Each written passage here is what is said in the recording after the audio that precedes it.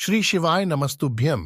हर हर महादेव। मेरे प्रिय साथियों, 22 मार्च को रंग भरा प्रदोष व्रत है और यह भोलेनाथ का बहुत ही ज्यादा प्रिय होता है। इस दिन प्रदोष काल के समय लाल और सफेद फूल का उपाय करके भगवान शिव से अपनी मनोरथ सिद्धि के लिए अपनी बड़ी से बड़ी मनोकामना को पूर्ण करवा सकते हैं। साथियों, आप सभी लोग जानते हैं कि रंग भरा प्रदोष व्रत जब आता है तो यह पूरे साल में सिर्फ एक बार आता है, और जब भी आता है तो भगवान शिव जी को प्रसन्न करने का हमारे पास एक बहुत बड़ा मौका भी आता है। इस रंग भरे प्रदोष व्रत के दिन आप लोगों को एक लाल फूल और एक सफेद फूल वाला उपाय जरूर करना चाहिए। उपाय बहुत ही आसान है, लेकिन उपाय करने से पहले इसे अच्छे से समझ लीजिए ताकि उपाय करते समय कोई गलती ना हो सके।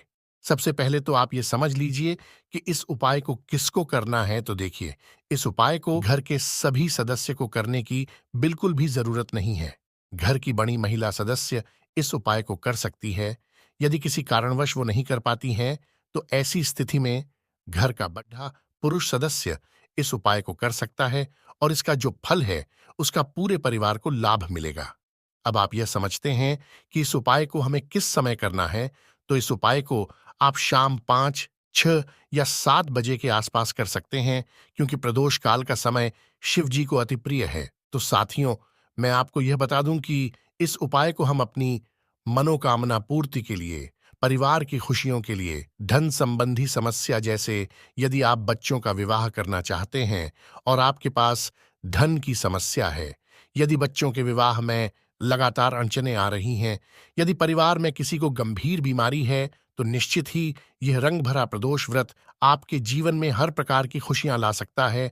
और आज तक जिसने भी इस उपाय को एकाग्रता से, निष्ठा से, विश्वास से कर लिया, तो अवश्य ही हर मनोकामना पूरी होगी। आइए अब समझ लीजिए कि इस उपाय को करना कैसे है। उपाय बताऊं उससे पहले आपसे निवेदन है कि अगर आप चैनल पर नए हैं तो अभी इस चैनल को अभी सब्सक्राइब कर दीजिएगा। तो साथियों, इस उपाय के लिए आपको 5 सामग्री की आवश्यकता पड़ेगी। सबसे पहले आपको लेना बेलपत्र, दूसरी चीज लेनी है शमी पत्र, तीसरा आपको शिवजी का प्रिय कोई भी एक लाल फूल, चौथा आपको लेना शिवजी का प्रिय सफेद फूल, पांचवी सामग्री आपको लेना है एक आटे का दीपक। साथियों, उपाय शुरू करने से पहले इन 5 चीजों को तैयार करके रख लेना है।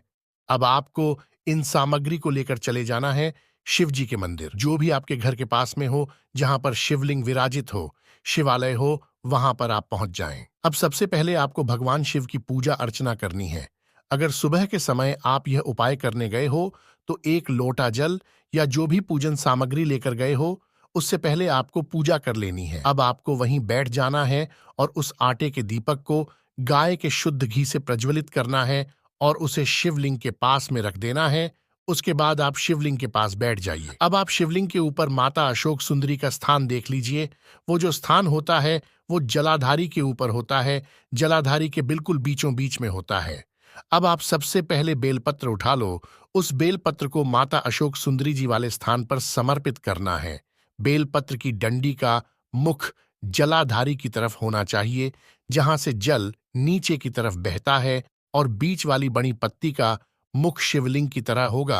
इस तरीके से आपको इस बेलपत्र को माता सुंदरी जी वाले स्थान पर समर्पित कर देना है। अब आपको इसी तरह है शमी पत्र को भी समर्पित कर देना है, जिस तरह आपने बेलपत्र करा है। अब आपको लाल वाला फूल लेना है और उस फूल का जो खिला हुआ भाग है वो शिवलिंग की तरफ रहेगा, जो पीछे का भाग है वो जलाधारी की तरफ, जहां से जल बहते हुए नीचे गिरता है, उस तरफ रहेगा। अब आपके पास जो सफेद फूल बचा हुआ है, इस सफेद फूल को भी आपको लेना है और जिस तरह से आपने लाल फूल समर्पित किया है उसी तरह है सफेद फूल को भी समर्पित कर देना है। और आपको इस बात का ध्यान रखना है कि जब आप इन चारों चीजों को छना रहे हो तो उस समय आप लोगों को कांता भगवान या कांता चक्र का नाम लेते हुए इस उपाय को करना है और भगवान शिव जी और नारायण जी का स्मरण करते हुए इस उपाय को करना है। अब जैसे ही आप ये उपाय पूरा कर लेते हैं, उन चारों सामग्रियों को समर्पित कर देते हो, तो उसके बाद में वहीं बैठे बैठे हाथ जोड़ के प्रार्थना करनी है।